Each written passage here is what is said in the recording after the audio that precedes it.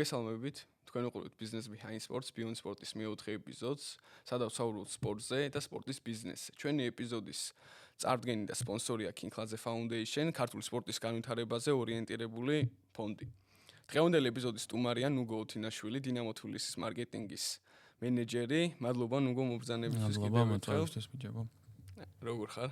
მადლობა, კარგად, თქვენ როგორ ხართ? კარგი პროექტია, მინდა აღვნიშნო, ნანახი მაქვს, გადაცემები და წარმატებას გისურვებთ. დიდი მადლობა.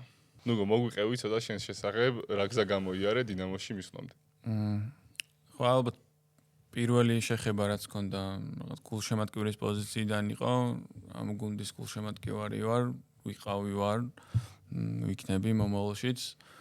და აქედან დაიწყო ჩემი გადაკვეთა ამ გუნდთან, ზოგადად მოედანზე, სტადიონზე სიარული.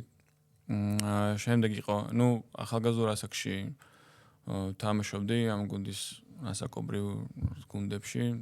მე როცა მომიწია დანებება სამწუხაროდ სხვადასხვა მიზეზის გამო და სხვა მიმართულებით წავედი, მინდოდა მოხვედრა გუნდში როგორც თანამშრომელი, რომელიც რაღაცას ღირებულს გააკეთებდა ამ გუნდისთვის. პირველ რიგში როგორც გულშემატკივარი, როგორც თქვი.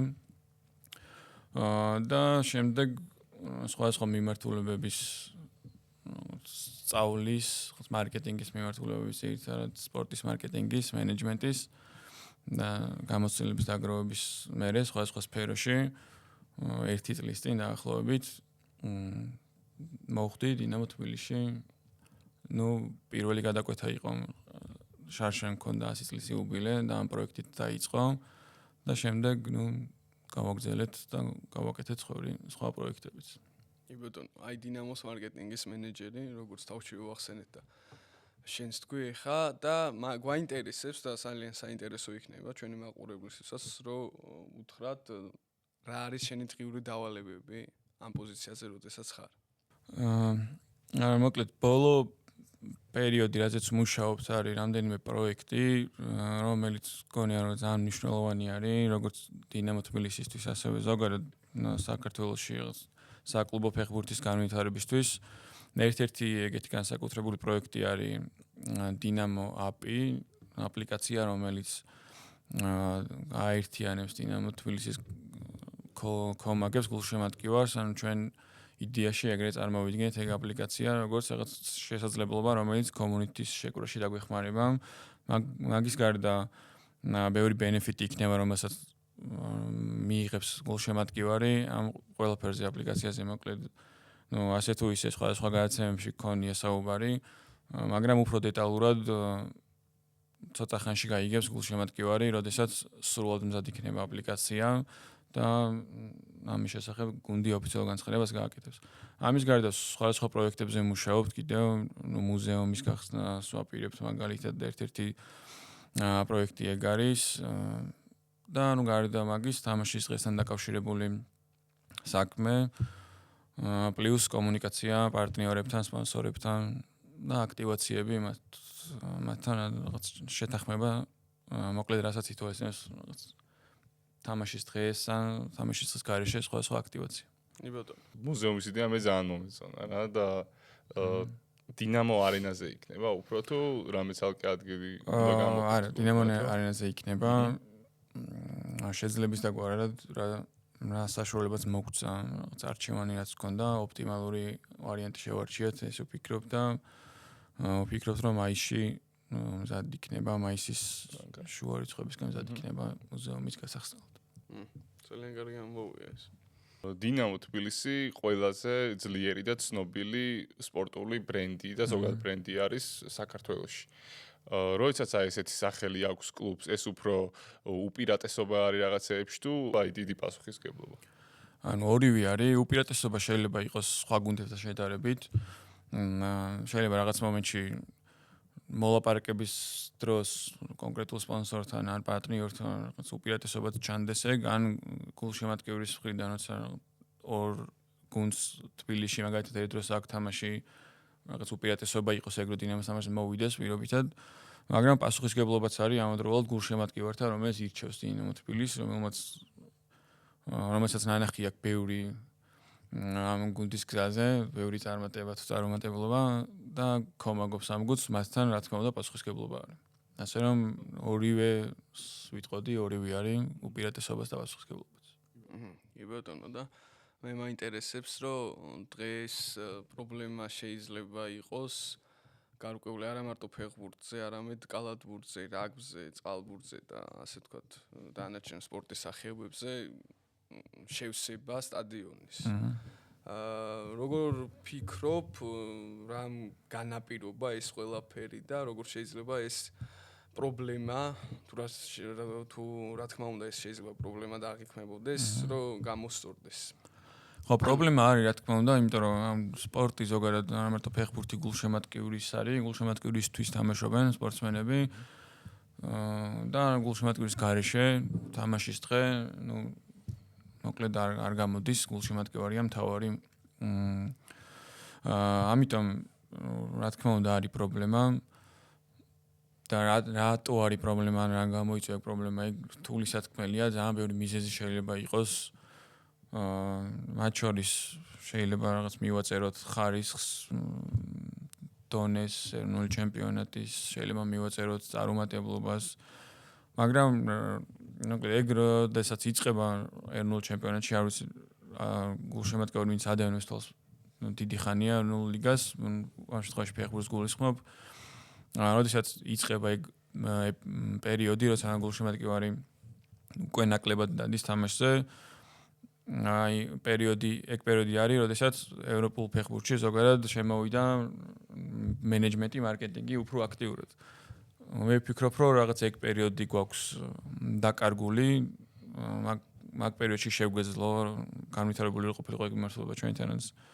შეიძლება რომ არ დაგვეკარგა გულშემატკივარი მაგ რაოდენობით, მაგრამ მაგას მოყვა რა თქმა უნდა სპორტული მხარეც, წარუმატებლობაც და ჯამში ყველაფერმა ერთად იმოქმედა ცუდად ამ შემთხვევაში. სტადიონზე მოსვლა უნდა იყოს სამახსოვრო და ასე ვთქვათ, ეს იქნება ატმოსფერო, კვება, გართობა, თვითონ ფეხბურთი და ყველაფერი ეს წარმოადგენს წარმატებულ კლუბს და გუნდს მაგაზე, ხო, ყველა თანხმდებით რა და ეს ყველაფერი ნელ-ნელა პროგრესს განიცდის საქართველოში რა. თან ახლა ცოტა სტატისტიკასაც რო შევეხოთ, დინამო არის დაახლოებით 50-54,000 ადამიანს იტევს, ხო? და დაახლოებით 1000 კაცი დადიოდა 2023 წელს თამაშზე და კიდე რაღაცეები იყო. ხო, 1000-2000 და დაახლოებით იყო თამაშები, სადაც 600 ნაკლებიც ხალხი იყო. ხო, ეგ თამაშების მიხედვით არის, ყველგან ეგრე ხდება, ისეთ მოწინააღმდეგესთან, როგორც მაგალითად დინამოსთვის ტორპედოა, უფრო მეტი ადამიანი დადის თამაშზე. არ მინდა რომ სხვა გუნდებმა შეურაცხყოფათ ან რაღაც ისე მეიყონ. უბრალოდ ეგ დაპირისპირება ქართულ ფეხბურთში გამორჩეულია და ამიტომ გავუსი ხაზი. და ყველა თამაში რა თქმა უნდა შეიძლება ერთნაირად საინტერესო, ყველა თამაში მოკლედ ერთნაირად საინტერესო შეიძლება ვერ იყოს.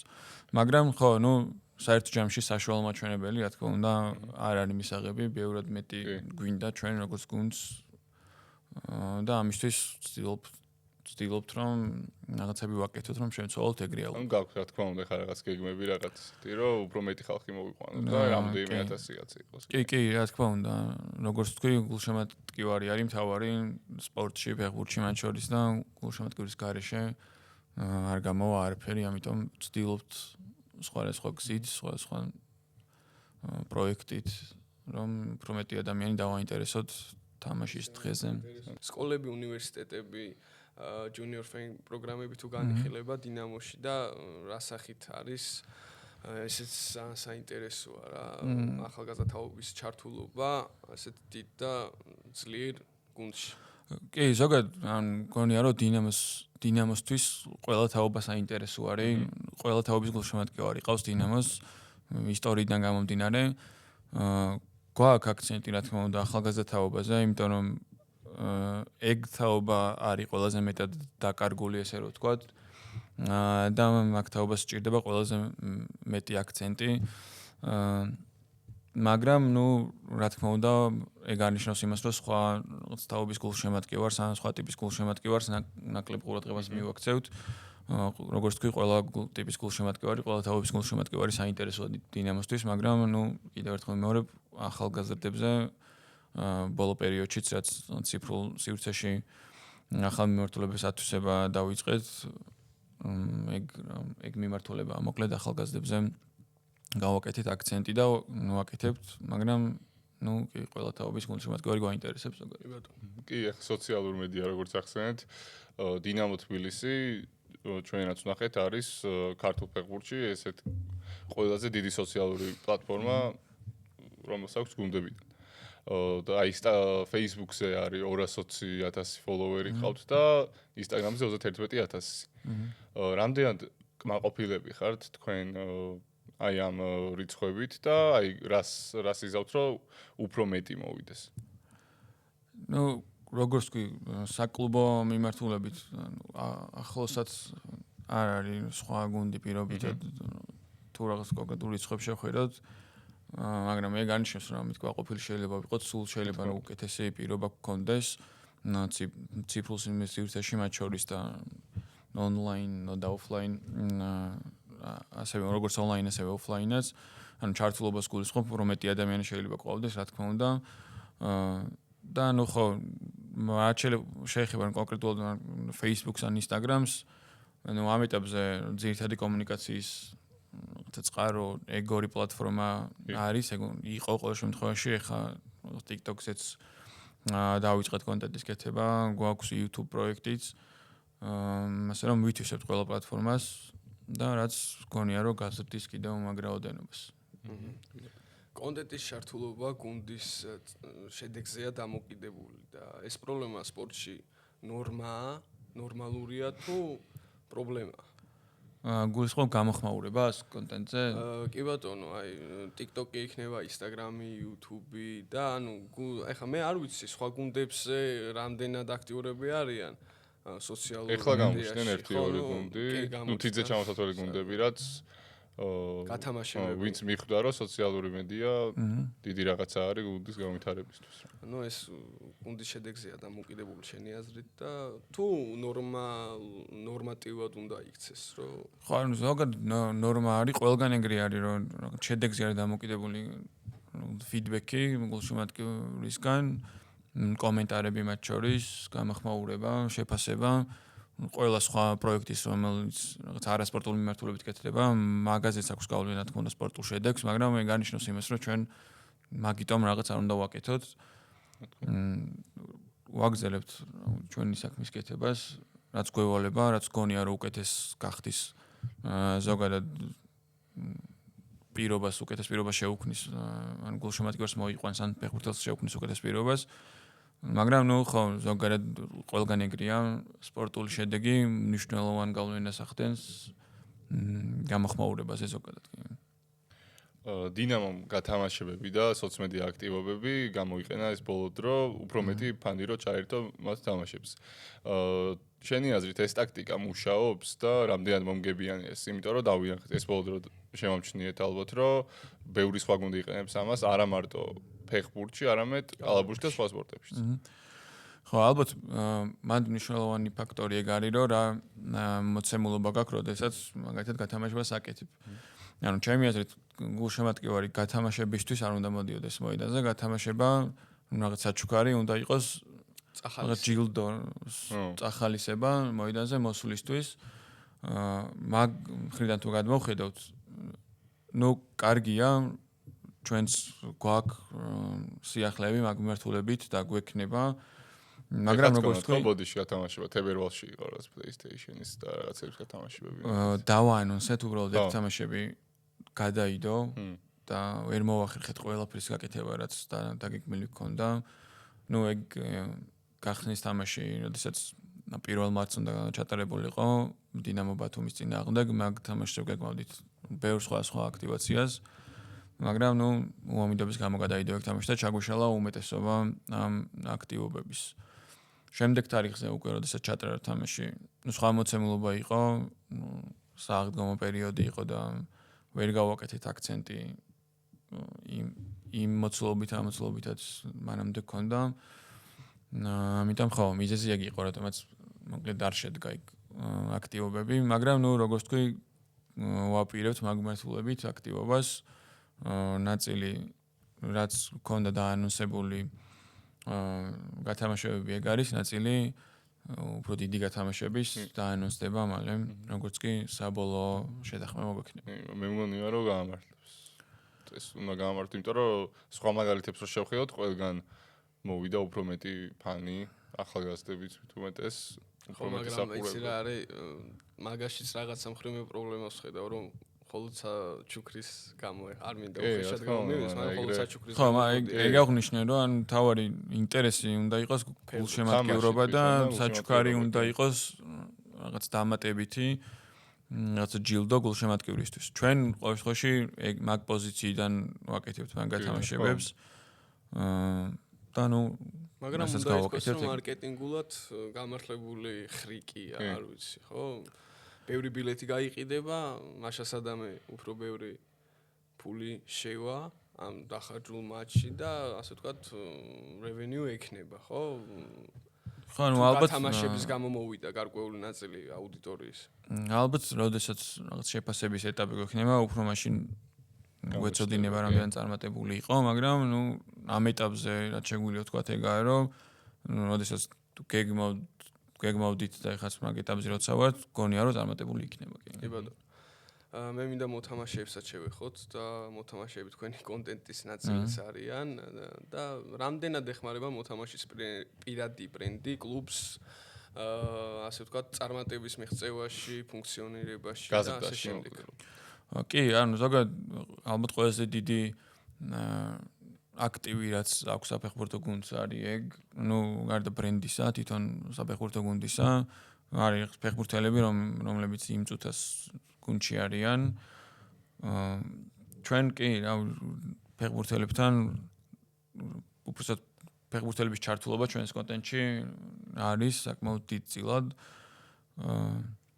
და ხო, ეს პერსონალ ბრენდს რაც შეეხება, ნუ ეგ მაგალითები რა ამ წუთას დინამოში ნუ არის გიორგი ლორიაკოს გუნდში, ჯაბა კანკავა, რომლებიც ქართულ ფეხბურთის ლეგენდები არიან.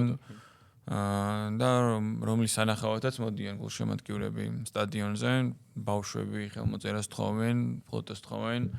ნუ ასევე ახალგაზრდები, რომლებიც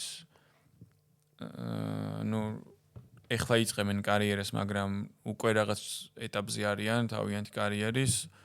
მაგალითად ბახარებაშვილი ხო, რომელიც იყო გამოძახებული საქართველოს ნაკრებში და გახდა ყველა დროის რეკორდსმენი, ყველაზე ახალგაზრდა ფეხბურთელი, რომელსაც ნაკრებში უთამაშია.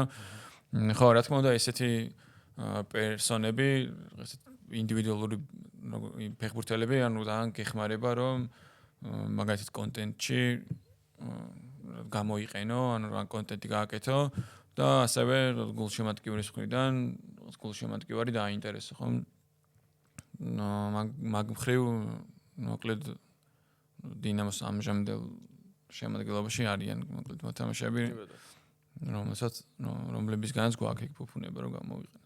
ძალიან კარგი. კი ბატონო, თქვენ კროკობეთან მოაწერეთ 4 წლიანი კონტრაქტი.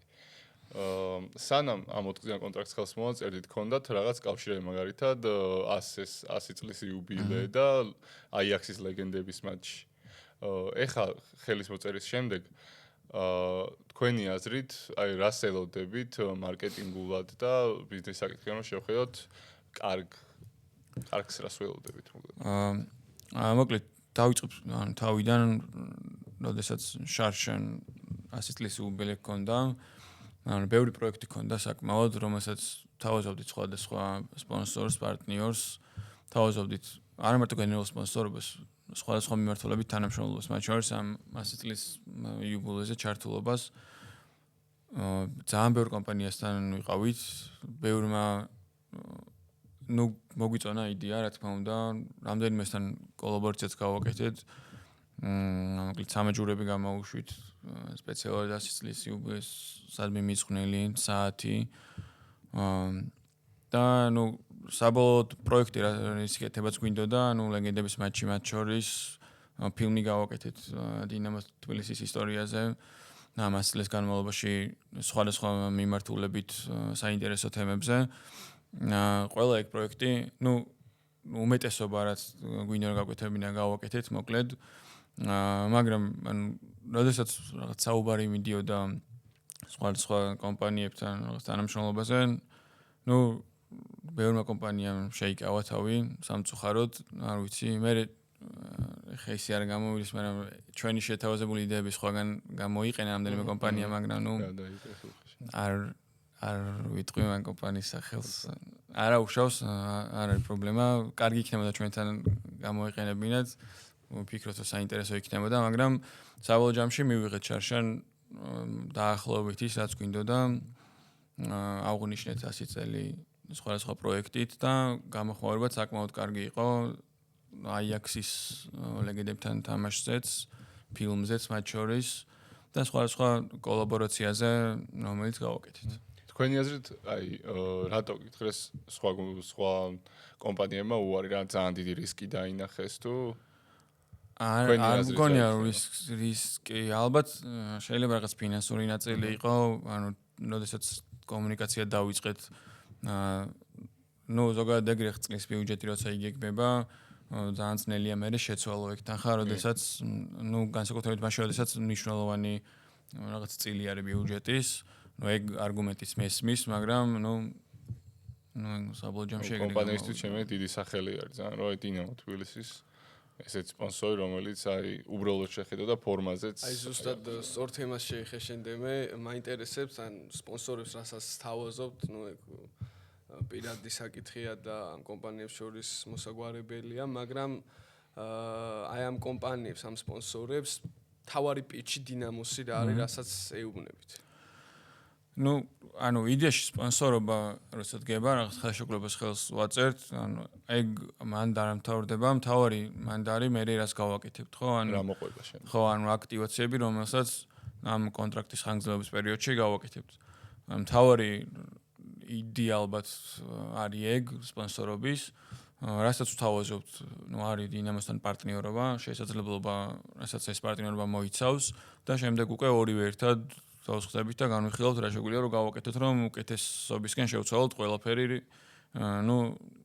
მოკლედ რისის შეცვლაც გვინდა, რომ უკეთესი გარემო გქონდეს, მოკლედ. რაც შეეხება სპონსორს, რომელიც ყავს, იმით დავიწყებ, რომ კროკოსთან მანამდეც გქონია გადაკვეთა და ძალიან კარგი ურთიერთობა გვაქვს. 2025-ში დაწყებული პროექტები ძალიან კარგად დამთავრდა, კარგად ჩაირა ამ პროექტებთან და გადავწყვიტეთ, რომ გაგვიგზელებინა თანამშრომლობა. 4 წელი საკმაოდ კარგი დრო არის, ვფიქრობ, ესეთ სახის პარტნიორისთვის, რომ იმ შედეგებს მივახციოთ, რა შედეგებიც გვინდა. ძირითადად გვინდა, რომ ბევრი მაყურებელი დადიოდეს სტადიონზე და ამ მიმართულებით ვიმუშავებთ ამ პერიოდის განმავლობაში. და კროკოს ჩართულობაც მაგ ნაწილში იქნება და მაგის გარდა სხვადასხვა პროექტი, რომელიც გონია რომ მნიშვნელოვანი არის როგორც დინამოსთვის, ისე გულშემატკივრისთვის, მაგ ნაწილშიც დაგვეხმარებიან, მაგ ნაწილშიც ექნებათ ჩართულობა. ასე რომ გეგმები კი ბევრი გვაქვს და ვცდილობთ და ვეცდებით რომ მაქსიმალურად ყველა პროექტი, რასაც დავგეგმავთ, მაქსიმალურად კარგად შევასრულოთ. კი ბატონო, ესე ჩვენც კარგი რაღაცებს ველოდებით თქვენგან და კროკოვის. კი. 2021 წლის სტატისტიკების მიხედვით დინამო თბილისის შემოსავლის 90% იყო UEFA-ს პრიზებიდან მიღებული. სპონსორებიდან იყო 365,000 ლარი და სამაუწყებლო უფლებებიდან 50,000 ლარი. ეს არის გუნდის მთელი შემოსავლის, რომელიც არის 13 მილიონი. 3.5% არის ეს თანხები, რომლებიც ხა დავასახელეთ. თქვენი აზრით, ეს თანხა როგორ ეხმარება გუნდს მარკეტინგის, მენეჯმენტის და გუნდის ზოგად განვითარებაში? ფინანსურ ნაწილსაც შეეხება, ჩვენთან ზოგადად რთულად არის საქმე, იმიტომ რომ ძირითადად შემოსავლის წყარო რაც უნდა იყოს, ეგ წყარო არ გვაქვს, გულისხმობ ტრანსლაციის უფლებებს. ბილეთებიდან იყო ბოდიში 46,000. ხო, მეორე მთავარი შემოსავლის წყარო, ალბათ ბილეთებიდან მიღებული შემოსავალია და ეგეც რაც არის, არ არის ის, რაც ობიექტურად გვინდა რომ იყოს. და მეტის სურვილი გვაქვს, რა თქმა უნდა, და როგორც თქვი მაგისთვის ვაკეთებთ რაღაცებს. დანარჩენს რაც შეეხება, ხო, არ ვიცი რამდენად უფრო საკმარისია თუ არა საკმარისი მაგაზია კითხვა, ალბათ ხო, მეტი რომ იყოს შემოსავალი, ეს შემოსავალიც რო ავსებდეს მაგ შემოსავალს, რაც თქვი, ალბათ ხო, უკეთესი იქნებოდა კი. და ნუ საკმარისი არის თუ არა ეგ რთული კითხვა არის თუ გავითვალისწინებთ ნუ თუ სპორტულ მიმართულებას შევხედავთ ანუ სპორტულ შედეგებს გამოდის რომ არ არის საკმარისი იმიტომ რომ არ აქვს გუნდს ის სპორტული შედეგი რომელიც უნდა რომ კონდეს მაგრამ ნუ ვეცდებით რომ რაც ჩემს მიმართულებაზეა ყოველ შემთხვევაში დამოკიდებული ვეცდებით რომ ნაწილობრივ შევცვალოთ მაგალითად ბილეთებიდან მიღებული თანხა ან სასპონსორო მიმართულებიდან მიღებული თანხა რომ რაღაც უკეთესი პირობა შევქმნათ წარმატებისთვის. აი თქვენი სპორტული შედეგები ახსენეთ და დინამო დღეს არის მე-6 ადგილას ეროვნულ ლიგაში. აი მაინტერესებს როგორ შეიძლება მარკეტინგი ან მენეჯმენტი ეხმარებოდეს ფეხბურთელს რომ უკეთესი პერფორმანსი აჩვენოს ან მწვრთნელს რომ უკეთესად გაწვრთნას ფეხბურთელი. ნუ ეგ ალბათ ინდივიდუალურია ძალიან ან როგორც შეიძლება დინამოში მუშაობს შეიძლება ეგ სხვაგან არ მუშაობდეს ან პირიქით ნუ ალბათ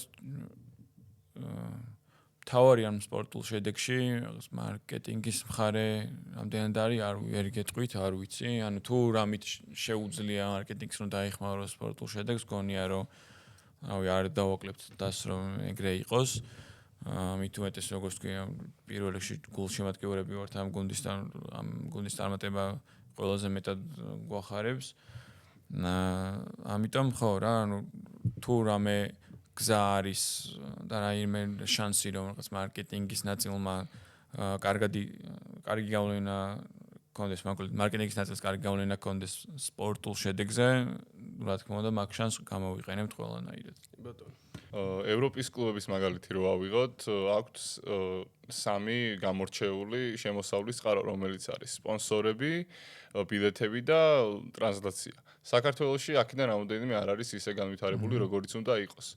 თქვენი აზრით, რომელი ამ 3-დან რომელ ერთს გამოყოფდით, რომ უფრო გასანვითარებელი არის დღესდღეობით? ნუ ტრანსლაცია როგორც თქვი, ყველაზე დიდი შემოსავლის წყაროა, როგორც წესი. ნუ ჩვენთან სამწუხაროდ არ დინამო თბილის მხოლოდ დინამო თბილის არ შეუძლია მაგის შეცვლა, მაგ რეალობის შეცვლა. ალბათ ჩვენ ხელში რაც არის ყველაზე მეტად ბილეთების ნაწილი და ალბათ მაგ მიმართულებით მნიშვნელოვნად გაუმჯობესება არის პრიორიტეტი.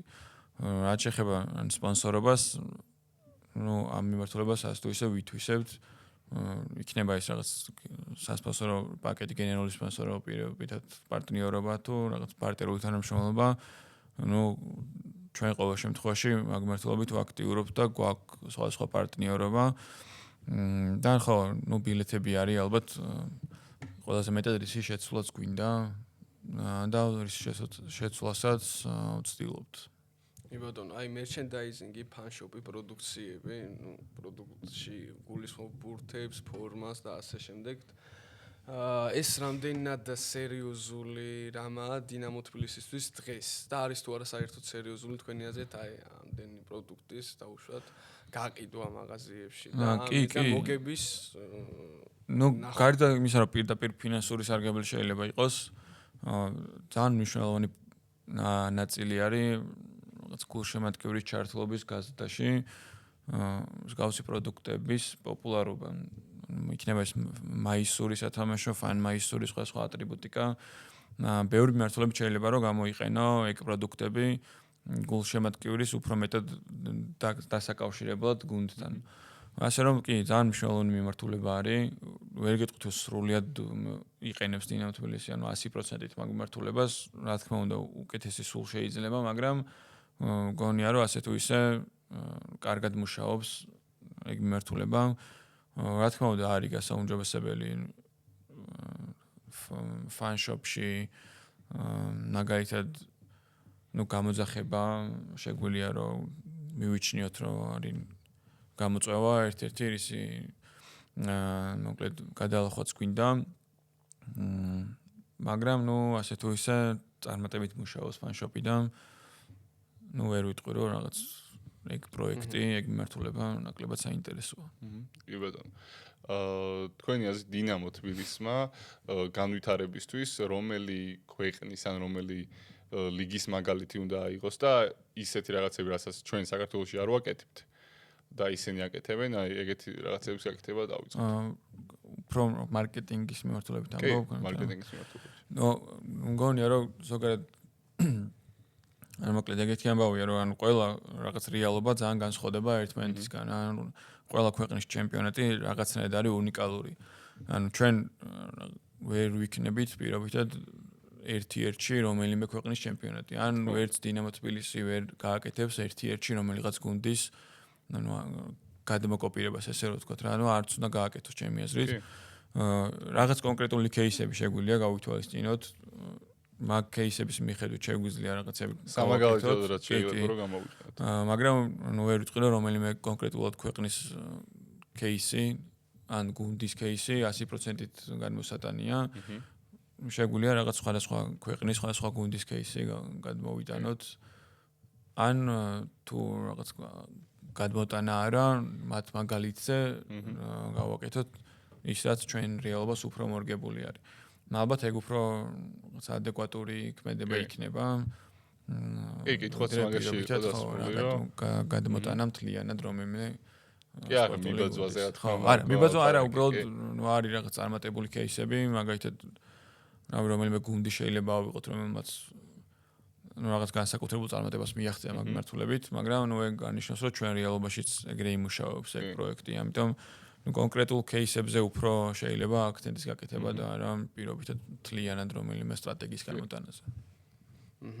აი ესეთი კითხვა გვაქვს, რომ თუ ბიუჯეტი ორჯერ გაიზრდება დინამო თბილისში, მარკეტინგის მენეჯმენტის მხრივ რა შეიცვლებოდა, რას გააკეთებდით პირველი თუ ბიუჯეტი ასე ვთქვათ 2-მაგად, 3-მაგად, 4-მაგად გაიზრდება. კონკრეტულად მარკეტინგში თუ უნდა დავხარჯოთ ეგ ბიუჯეტი, აუცილებლად თამაშის დღის მიმართულებით დაიხარჯებოდა ალბათ და ციფრულ სივრცეში უფრო მეტი უფრო ხარისხიანი და უფრო საინტერესო კონტენტის კეთებისთვის.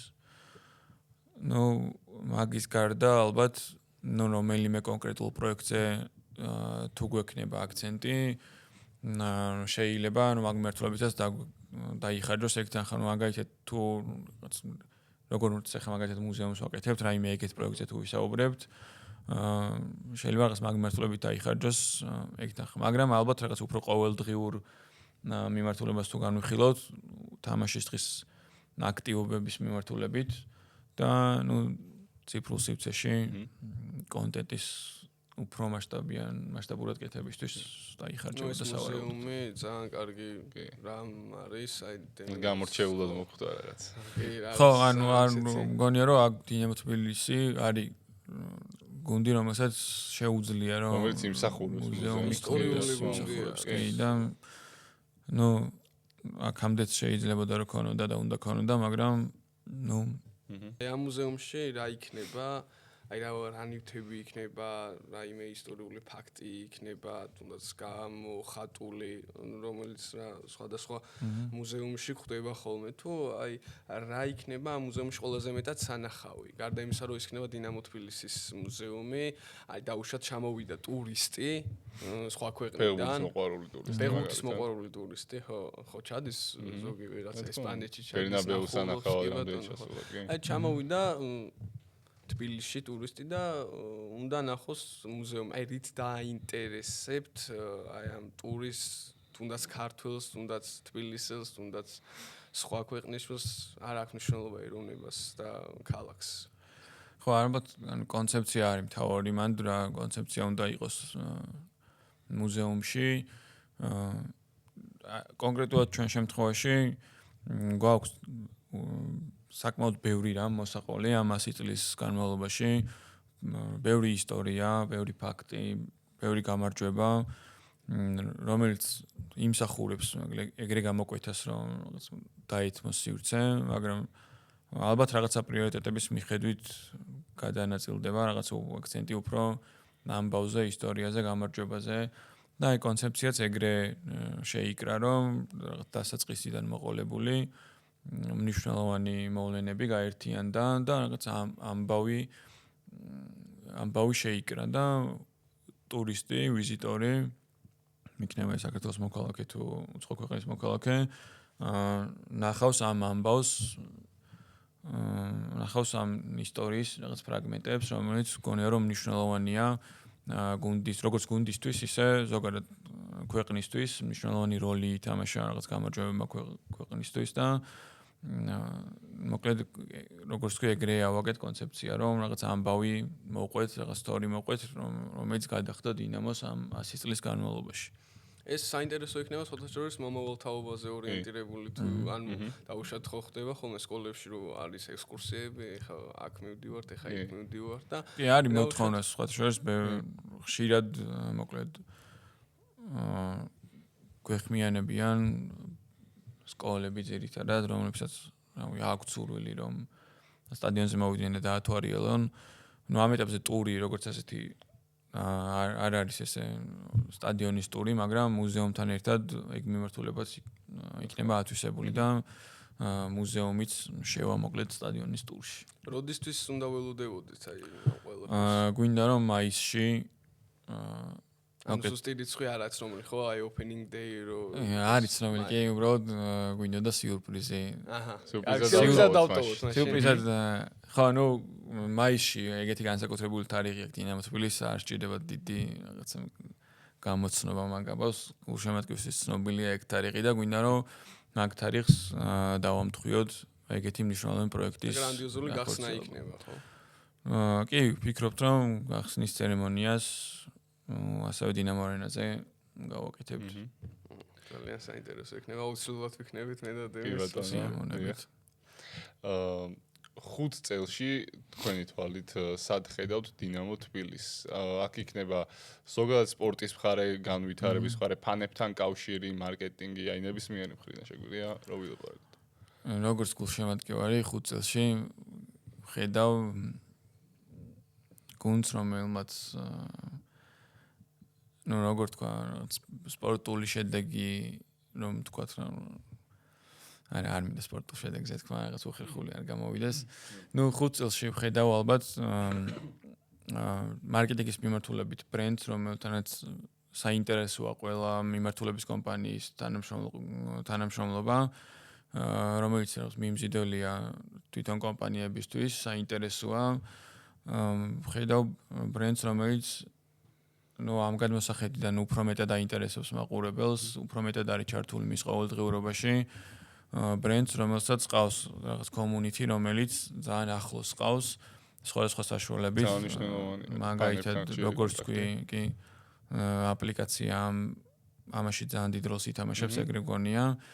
და მოკლედ ხო უფრო მეტად წინ წელს ხედავ ამ მიმართულებით 5 წელში დინამო თბილისს. ნუ მე რაც შევამჩნიე ხა უკვე მეორე ეპიზოდია პოდკასტი, სადაც ეს აპლიკაცია ახსენეთ, მაგ წინაზე Black Fortress-ი ყოლე მოყვანილი და მაგათმაც გუნდის და ფანების გაზრდისათვის გააკეთეს აპლიკაცია და აკეთებენ.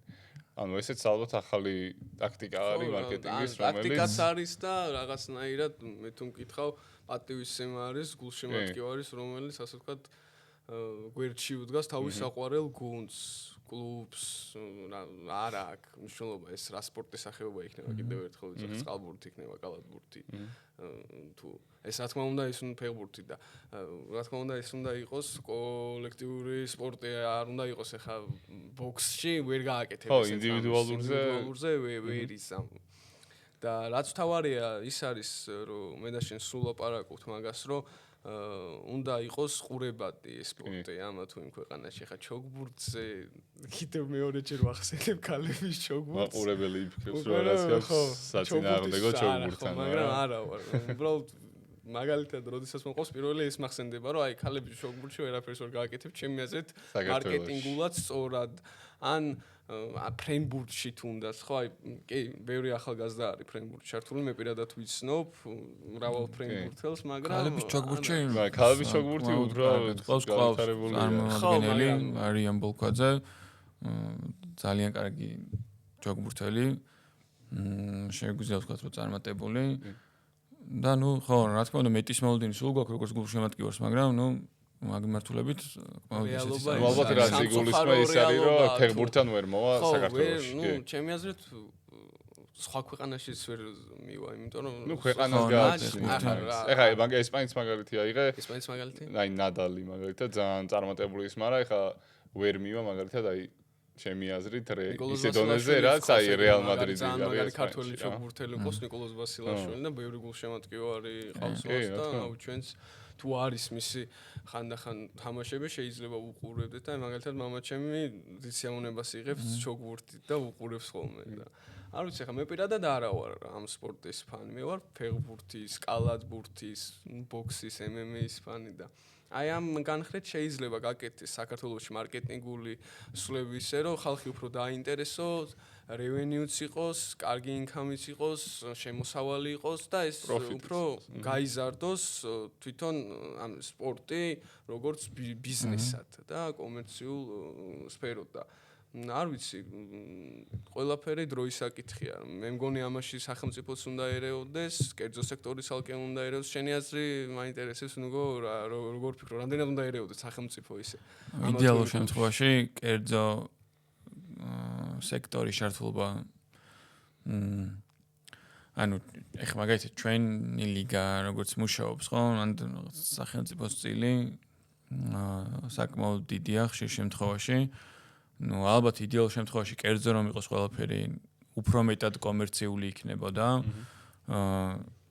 მაგრამ ნუ სახელმწიფოს ხო, მაგრამ ნუ ამ ეტაპზე როგორც ჩანს არ არის შესაძლებელი, ამიტომ მე სხვა განგადასაწყვეტი საკითხია, ამიტომ ნუ პირად მოსაზრებასაც შეეხება, ნუ რა თქმა უნდა უკეთესი იქნება რომ კერძო იყოს და მგონია რომ ეგ უფრო მეტად განავითარებს სპორტს როგორც ბიზნესს. ნებადონო. ბოლოსთვის რამე სხვა არ ეტყოდით ჩვენს მაყურებელს? ნუ როგორც გუნდის წარმომადგენელს დიდი სურვილი მაქვს რომ მაყურებელმა თამაშებზე იაროს როგორც დინამოს თამაშებზე ისე ეროვნული ლიგის სხვა გუნდების თამაშებზე. ნუ ალბათ ხო მაგას ვეტყოდი და დაელოდონ სიახლეებს გუნდისგან. მგონია რომ საინტერესო სიახლეები იქნება. თქვენ უყურებთ Beyond Sports-ის მე-4 ეპიზოდს. ჩვენი არხის სპონსორი არის King Cladze Foundation-ი. მადლობა ყურადღებისთვის და შეხვედრამდე.